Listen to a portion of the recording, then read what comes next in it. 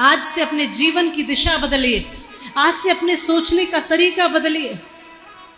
ये महात्मा की कथा कहती है, आत्मदेव नाम के ब्राह्मण आत्महत्या करने इसलिए जा रहे हैं कि उनके पास कोई संतान नहीं।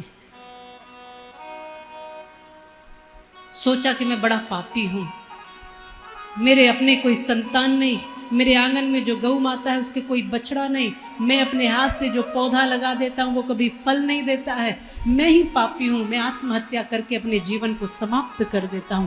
कितनी बार लोग ऐसी सोच बना लेते हैं, बहुत बार सोचते हैं कि अब बड़े दुख हैं, जीवन समाप्त कर लो। और आजकल तो छोटे छोटे बच्चे 15 साल के, 18 साल के, 20 साल के,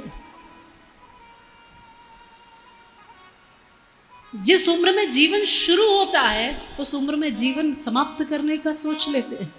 कितने कमजोर हो गए हैं हम, आप सोच के देखिए। आत्मदेव ने कहा कि समाप्त करता हूं जीवन को। मार्ग में संत मिले तो संतों ने कहा, भैया क्यों दुखी हो? कहा कि इसलिए दुखी हूं कि कोई संतान नहीं है। तो बोले मरने के लिए जा रहा हूं। तो उन संतों ने कहा कि इस एक जन्म की बात छोड़ो, तुम्हारे अगले 7 जन्मों तक भी संतान का कोई सुख नहीं है तुम्हारी किस्मत में, तुम्हारे भाग्य में, तुम्हारे नसीब में। कितनी बार मरोगे, कितनी बार आओगे मरने के लिए, बार बार मरोगे, फिर भी संतान का सुख तो है ही नहीं तुम्हें। एक काम करो, जो मिला है उसमें खुश हो जाओ। जो मिला है, दूसरों को मत देखिए कि उनको क्या क्या मिला, पर तुम्हें क्या मिला है वो देखिए। बहुतों से अच्छा मिला है जो जीवन आप जी रहे हो। बहुत लोग ऐसा जीवन जीने के लिए सपना देखते कि काश हमारा जीवन ऐसा होता। जो फुटपाथ पे भूखा पेट बैठा है ना, वो आपको खाता हुआ देखकर सोचता होगा काश मेरे पास 2 वक्त की रोटी होती। वो उसका सपना है 2 वक्त की रोटी खाना, और तुम खा करके आधा फेंक देते हो नालियों में। सोचो कितनी कृपा है ईश्वर की।